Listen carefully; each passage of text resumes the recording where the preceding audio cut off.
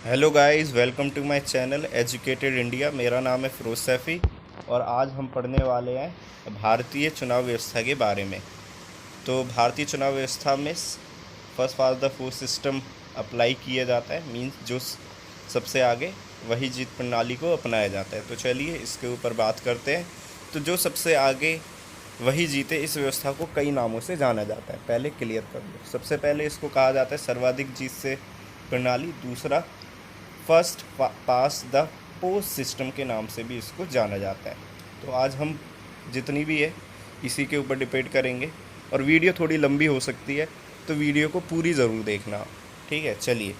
तो first pass the post system का तात्पर्य है कि जो उम्मीदवार अधिकतम मत प्राप्त करता है वह चुनाव में विजयी होता है।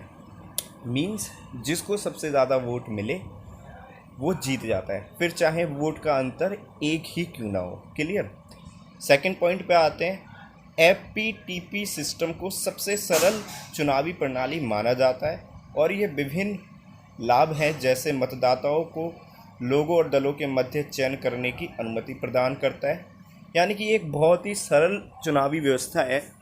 ठीक है, ओवरऑल बहुत ही सरल व्यवस्था है जिसके तहत आसानी से लोग अपना प्रतिनिधि चुन सकते हैं। नेक्स्ट पॉइंट, सर्वोच्च न्यायालय ने आरसी पोडियाल बनाम भारत संघ वाद में यह चिन्हित किया था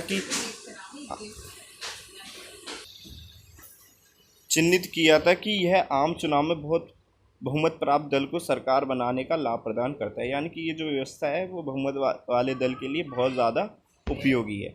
चलिए अब इसकी कुछ विशेषताओं के ऊपर बात करते हैं।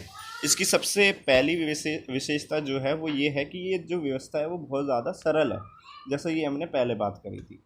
अगले पॉइंट पर आते हैं। इसमें प्रतिनिधि जनता के प्रति जवाबदेह होते हैं। जनता के प्रति जवाबदेह क्यों होती है? क्योंकि जनता ही तो उन्हें चुनती है।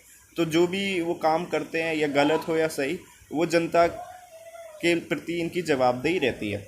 नेक्स्ट पॉइंट, मतदाता और प्रतिनिधि के बीच प्रत्यक्ष संबंध होते हैं। प्रत्यक्ष संबंध का मतलब है डायरेक्ट ये एक दूसरे को जानते हैं। ठीक है, जो वोटर होता है वो जानता है कि वो किसको वोट देने जा रहा है, उसका नाम क्या है, वो कहाँ पर रहता है, उसकी कैसी छवि है, ये सब पता रहता है वोटर को अपने प्रतिनिधि के बारे में। जबकि जो हमारी दूसरी चुनावी व्यवस्था है समानुपातिक प्रतिनिधि प्रणाली, उसमें ऐसा नहीं होता है। तो चलिए आगे हम नेक्स्ट पॉइंट पर बात करते हैं। यह प्रणाली क्षेत्रीय प्रतिनिधित्व लोकतंत्रीय सिद्धांत पर आधारित है। तो ये जो व्यवस्था है पूरी की पूरी लोकतांत्रिक सिद्धांत पर आधारित है। अगला पॉइंट, इसमें कम खर्च आता है। अगर कंपैरिजन करें हम जो दूसरी व्यवस्था है जो हम नेक्स्ट वीडियो में बात करेंगे जिसके ऊपर, उसमें खर्चा थोड़ा ज़्यादा आता है, इसमें खर्चा कम आता है।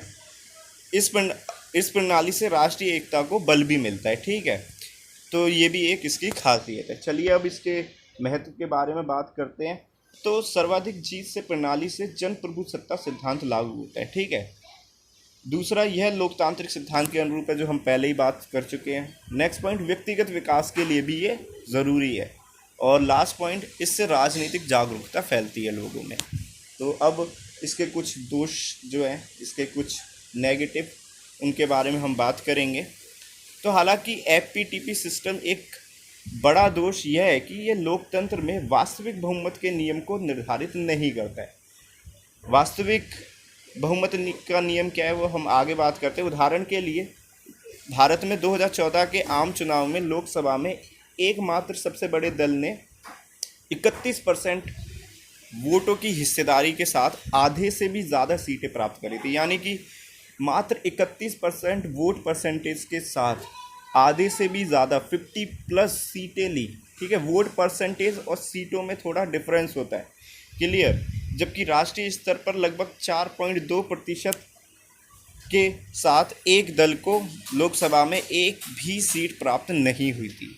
तो ये इसका सबसे बड़ा दोष है। आगे इसके कुछ और नेगेटिव इम्पैक्ट है वो हम देखते हैं। तो इसके परिणाम स्वरूप संसद से छोटे अथवा क्षेत्रीय दलों का अपवर्जन हो जाता है। यानी कि छोटे दलों का यहाँ पे प्रतिनिधित्व नहीं हो पाता है। निर्वाचित क्षेत्रों में जहाँ 2 से अधिक उम्मीदवार होते हैं, निर्वाचित होने के लिए विजयी उम्मीदवार को कम वोटों की आवश्यकता होती है। यह लोकप्रिय बने रहने और पुनः निर्वाचन सुनिश्चित करने के लिए लोकप्रियता, वोट बैंक और प्रतिस्पर्धा राजनीति या क्षेत्रीय राजनीति को प्रोत्साहित करता है। तो कहने का मतलब है जहाँ पे 2 लोग वोट खड़े हुए, वोट परसेंटेज घट गया, 50+50+ हो गया, ठीक है, सीट भी डिवाइड हो गई, तो आसान हो जाता है जीतना। अब इसके कुछ उपाय हैं कि भाई इन दोषों को हम कैसे ख़त्म कर सकते हैं। तो पहला तो ये है कि भाई हम अनुपातिक प्रतिनिधित्व अपना सकते हैं। अनुपातिक का मतलब है समानुपातिक प्रतिनिधित्व प्रणाली, ठीक है। दूसरा उपाय है हम मिश्रित प्रणाली अपना सकते हैं, जिसमें समानुपातिक भी हो, जिसमें सर्वाधिक प्रणाली भी हो। तो चलिए इसी के साथ वीडियो को समाप्त करते हैं। वीडियो को लाइक कीजिए, कमेंट कीजिए, शेयर कीजिए, सब्सक्राइब कीजिए। Thank you for watching.